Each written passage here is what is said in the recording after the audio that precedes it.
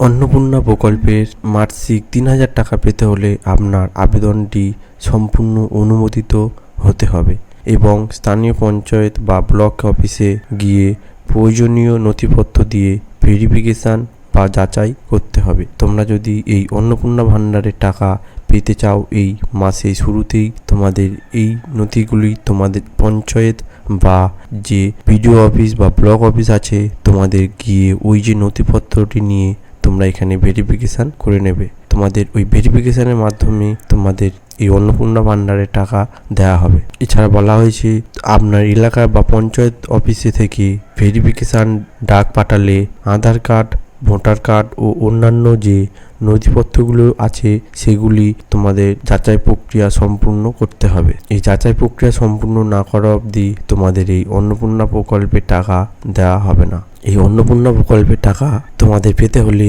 আপনাদের ব্যাংক অ্যাকাউন্টের সঙ্গে আধার কার্ডের যে লিঙ্ক থাকতে হবে। এই ব্যাংকের সাথে যে ডিবিটি লিঙ্ক যদি না করা থাকে তাহলে তোমাদের ওই যে সরকারি মাধ্যমে যে অন্নপূর্ণা টাকা দেওয়া হয় সেগুলি দেওয়া হবে না। তাই তোমাদের সবার প্রথম তোমাদের ব্যাংকের সাথে ওই ডিবিটি লিঙ্কটি করতে হবে। এছাড়া আর একটু বলা হয়েছে পারিবারিক আয়।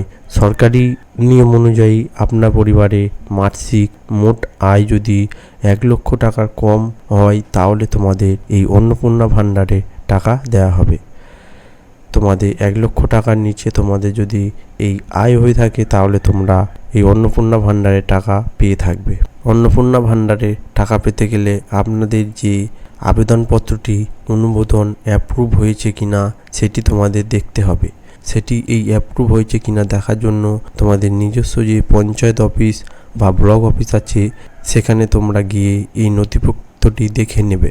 এছাড়া বলা হয়েছে তোমাদের যদি ওই ফর্ম কোনো কিছু ভুল হয়ে থাকে তাহলে নতুন করে তোমাদের আবেদন করতে হবে কিনা তা সম্পূর্ণ তোমরা ওই বর্তমানে স্থিতি জানালে আপনারা নির্দিষ্ট সময়ে এই সাহায্য করতে পারে। তোমাদের এই বিডিও অফিস বা ব্লক অফিসে গিয়ে তোমাদের এই যে অন্নপূর্ণা ভাণ্ডারের কি হয়ে আছে সেটা তোমরা ওখানে গিয়ে দেখে নিতে পারবে। তোমরা এই মাসের শুরুতেই টাকা পাবে কিভাবে এইগুলি তোমাদের মোট এখানে থাকলে তোমরা এটিতে টাকা পেয়ে থাকবে।